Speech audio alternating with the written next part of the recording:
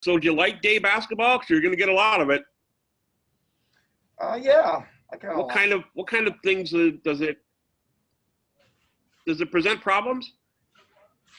Nope.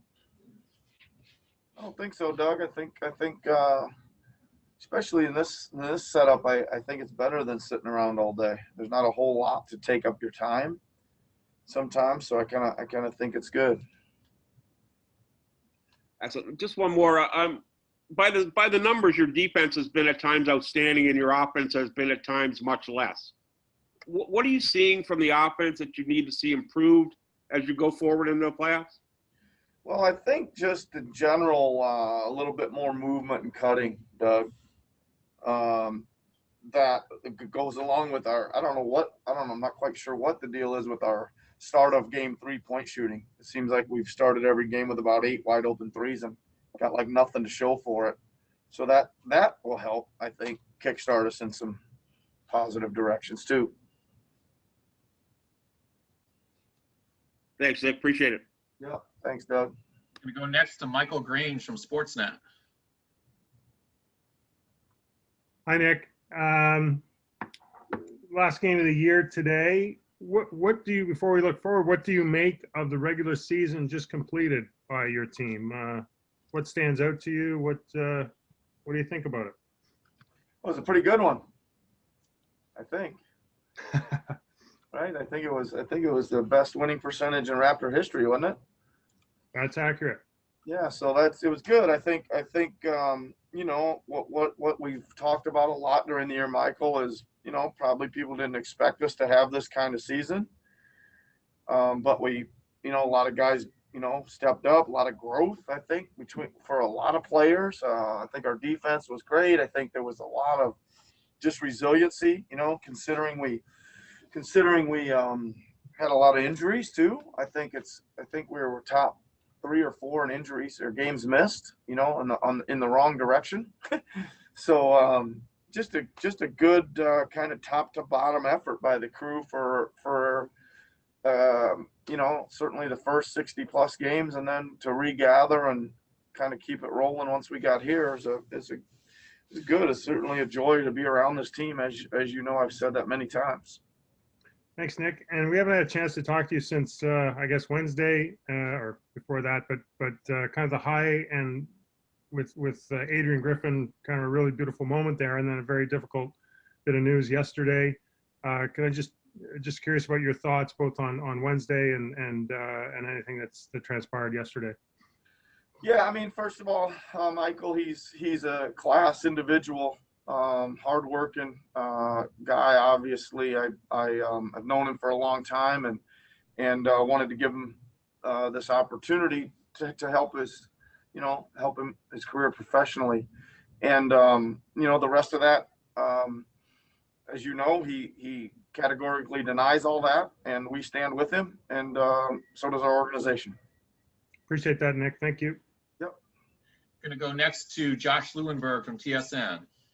Hey, Nick, how you doing? Good, Josh. How are you? Good. A bit off topic, but a few days ago with the 50th win, you talked about the sustained success and what's gone into it. I wanted to ask you about the series against Brooklyn in 2014, which was sort of the start of that 7-year run. What do you remember most about that series? I think that it came down to the very last possession, 7 games. It was thrilling at that time, wasn't it, for the Raptors to be even in that position? I think the team was coming off maybe 32 wins or something the year before, so putting a plus 16 to 48 wins on the regular season board was a tremendous accomplishment. I don't think anybody saw it coming, and the excitement, man, was it something? I can remember the roar of the crowd in game 1 was amazing for our home fans and fan base, and to be there for the first year. That was my first year there. It was something special, that's for sure. For Kyle in particular, to go through that experience, a tough, hard-fought 7-game series against that veteran team and come up just short at such a crucial time in his career, how valuable do you think that experience was for him? Well, I think it was pretty valuable. I would say that that team probably was overmatched and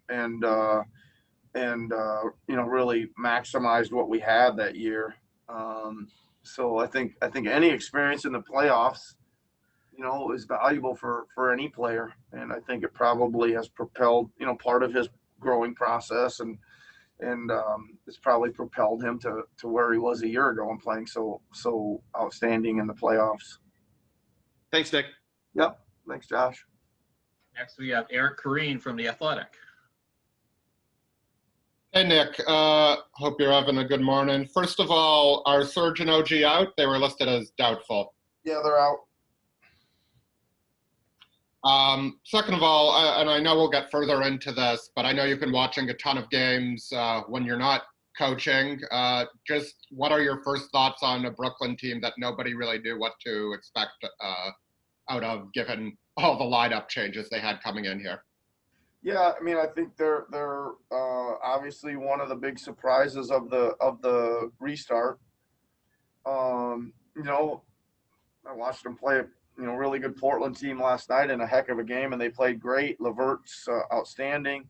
They're really playing with a lot of confidence. They're playing fast.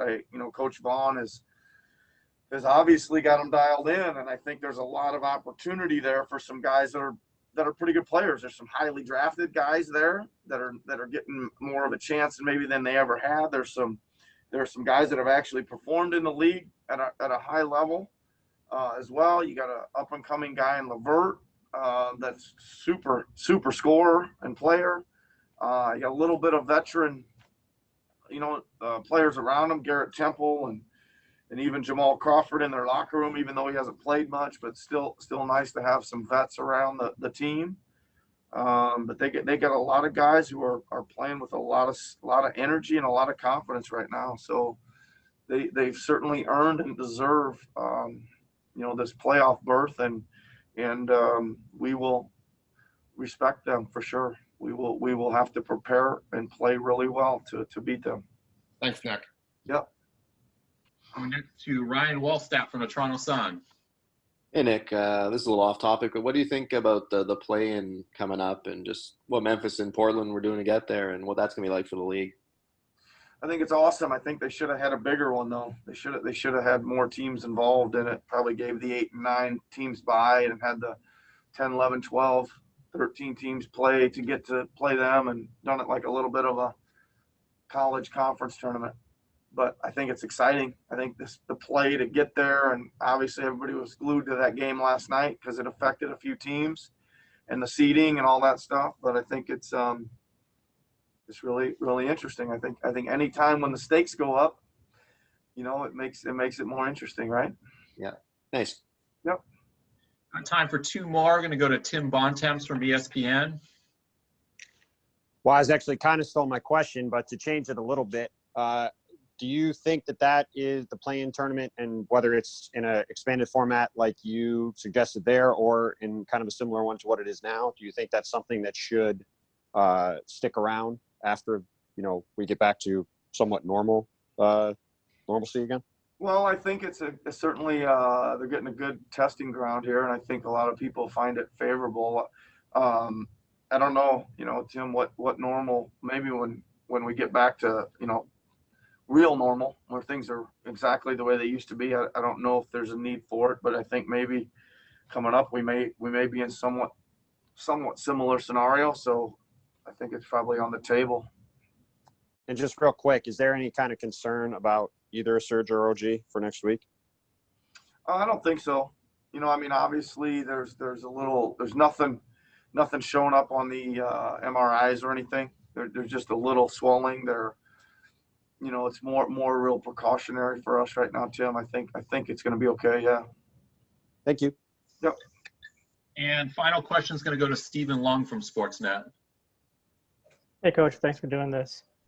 I just want to know, what have you thought of how would you assess your team's play in the bubble specifically, like heading into the playoffs? Did you get everything that you kind of wanted out of this experience? Yeah, Steven, I think so. I think we wanted to, get in shape, get some rhythm, get our defense playing. I think we've done most of that. I mean, I feel good. I think the guys feel pretty good individually for the most part. You know, they've all kind of had some nice games. It's nice to see Gasol, you know, throw in some threes the other night. You know, there's still some rhythm. That was a long break. There's still some uneven play and some things that'll need to get smoothed out. But that's probably going to go on all the way through the playoffs and would in a normal situation too. But you know, to answer your question, no, we're extremely happy with how everything's gone. How concerning is that for you, knowing that like the team isn't completely in rhythm, like with the playoffs about to begin? Not very concerning, Stephen. I would say that you probably go into every playoffs not completely in rhythm. You know, you never are going to sit here and say, oh man, everything is perfect as we head into the playoffs, right? I just think it's a rhythmic game that changes a lot, and I think it'll, you know, even if we can win a few rounds, we'll still be looking for more rhythm or fixing things when they do get out of rhythm and stuff like that. So I think we're in really good shape, Stephen. Yeah.